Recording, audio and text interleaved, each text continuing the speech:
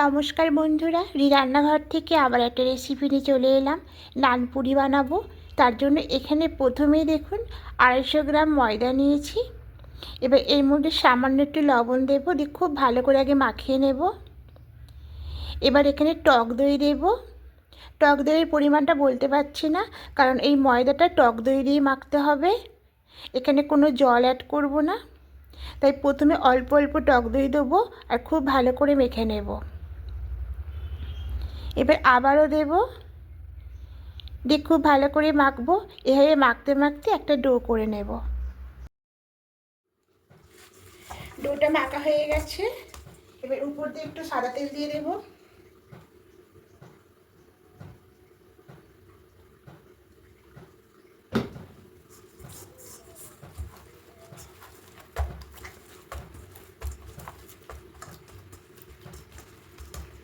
মাখিয়ে 10 মিনিট রেখে দেব। এবার ঢাকাটা খুলে নেব, নিয়ে আবারও খুব ভালো করে মেখে নেব। এইভাবে করে মেখে নেব। যত ভালো করে মাখা হবে তত সফট হবে আর সুন্দর খেতেও হবে। তো এবার এখান থেকে লেচি কেটে নেব। ঠিক এইভাবে সবগুলো লেচি কেটে নেব।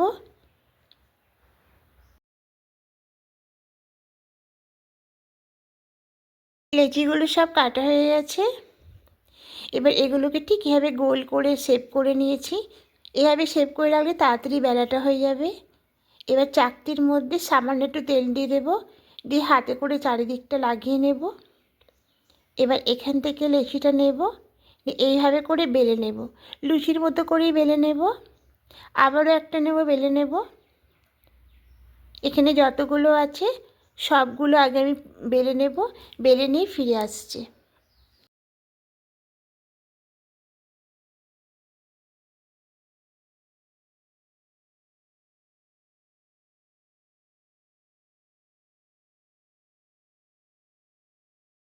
এদিকে আগে থেকে কড়াইতে সাদা তেল দিয়েছিলাম।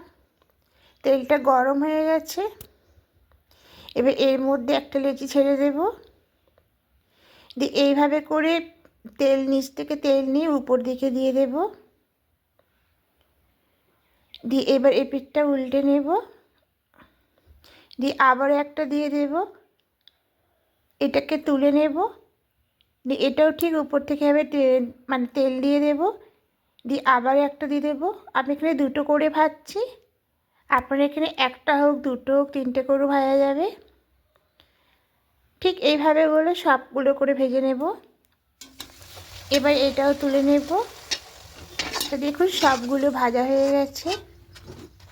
আমি একটু হালকা লাল লাল করে ভাজলাম। ডানপুরিগুলো সব বানানো হয়ে গেছে। কতটা সুন্দর নরম হয়েছে। আর এখানে আমি আলুর দমের সঙ্গে পরিবেশন করলাম। এর আগের দিন আমি আলুর দমটা পোস্ট করে দিয়েছি। তা আমার এই রেসিপিগুলো যদি ভালো লেগে থাকে বন্ধুরা, অনুরোধ রইল অবশ্যই কমেন্ট করবেন। আর যারা আমাকে কমেন্ট করেন, আমার পাশে আছেন, তাদেরকে অসংখ্য ধন্যবাদ এভাবে আমার পাশে থাকার জন্য। আর যারা নতুন বন্ধুরা দেখছেন, তাদের কাছে অনুরোধ রইল সাবস্ক্রাইব করে আমার পাশে থাকার জন্য। আমিও আপনাদের পাশে থাকব।